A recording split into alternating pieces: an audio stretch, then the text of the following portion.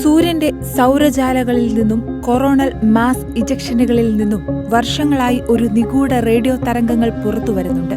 എന്നാൽ ഇതെന്താണെന്ന് കൃത്യമായി വെളിപ്പെടാതെയിരിക്കുന്ന സാഹചര്യത്തിൽ ഈ രഹസ്യത്തിന്റെ ചുരുളഴിക്കുവാൻ ശ്രമിക്കുകയാണ് ഇപ്പോൾ നാസ.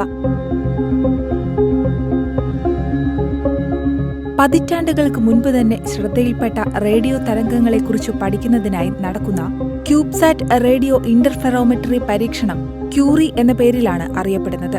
കൊറോണൽ മാസ് ഇജക്ഷൻസും സോളാർ ഫ്ലെയറുകളും അറോറകൾ സൃഷ്ടിക്കുന്നുണ്ട്. എന്നാൽ അവ നിഗൂഢമായ റേഡിയോ സിഗ്നലുകളും ഉൽപ്പാദിപ്പിക്കുന്നു എന്നത് വ്യക്തമാണ്. അതിനാൽ ഈ റേഡിയോ തരംഗങ്ങൾ സൗരജാലകളിൽ നിന്നും CME-കളിൽ നിന്നുമാണ് ഉത്ഭവിക്കുന്നതെന്ന ധാരണ വർഷങ്ങളോളം പുലർത്തിയിരുന്നു.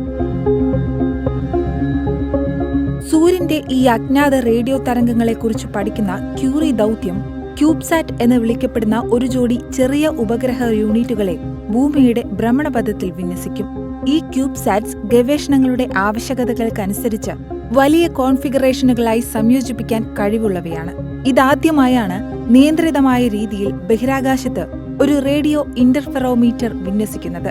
അതിനാൽ ക്യൂറി ദൗത്യം ജ്യോതിശാസ്ത്രത്തിന് മുതൽക്കൂട്ടാകുമെന്ന് ക്യൂറി മിഷന്റെ പ്രധാന അന്വേഷകനായ ഡേവിഡ് സൺക്വിറ്റ്സ് പറഞ്ഞു.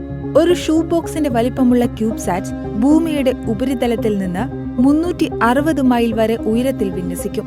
അവിടെ നിന്ന് 0.1 മുതൽ 19 മെഗാഹെർട്സ് വരെയുള്ള റേഡിയോ തരംഗങ്ങൾ സ്കാൻ ചെയ്യാൻ കഴിയും. അത്തരം റേഡിയോ തരംഗങ്ങൾ സാധാരണയായി ഭൂമിയുടെ മുകളിലെ അന്തരീക്ഷത്തിൽ ആഗിരണം ചെയ്യപ്പെടാറുണ്ട്. സൗരജാലകൾ ഭൂമിയുടെ അന്തരീക്ഷത്തിൽ പതിക്കുമ്പോൾ മനോഹരമായ അറോറകൾ ഉണ്ടാകുമെങ്കിലും ശക്തമായ ജ്വാലകൾ ആശയവിനിമയ ഉപകരണങ്ങളെ തടസ്സപ്പെടുത്തുന്നു. എന്നാൽ നമ്മുടെ ഗ്രഹത്തിന്റെ കാന്തിക ക്ഷേത്രം ഒരു കവചമായാണ് പ്രവർത്തിക്കുന്നത്. മാത്രമല്ല, സൗരയുദ്ധത്തിലുടനീളം വ്യാപിക്കുന്ന സൂര്യനിൽ നിന്ന് പുറപ്പെടുന്ന കനത്ത വികിരണ തലങ്ങളിൽ നിന്ന് നമ്മെ സംരക്ഷിക്കുകയും ചെയ്യുന്നു. അതേസമയം ക്യൂറി ദൗത്യത്തിന് പിന്നാലെ സൺ റേഡിയോ ഇന്റർഫെറോമീറ്റർ ബഹിരാകാശ പരീക്ഷണം അല്ലെങ്കിൽ സൺറൈസ് ദൗത്യവും നടക്കുമെന്നാണ് ശാസ്ത്രജ്ഞർ പറയുന്നത്.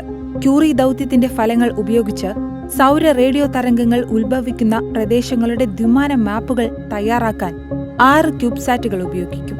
അങ്ങനെ സൗരയുദ്ധത്തിൽ സോളാർ കൊടുങ്കാറ്റുകൾ സൃഷ്ടിക്കുന്ന പ്രത്യാഘാതങ്ങളും അവ ഭൂമിയുടെ പരിസ്ഥിതിയെ എങ്ങനെ ബാധിക്കുന്നുവെന്നും മനസ്സിലാക്കാൻ ഈ ദൗത്യങ്ങളിൽ നിന്നുള്ള ഡാറ്റ നിർണായകമാകും.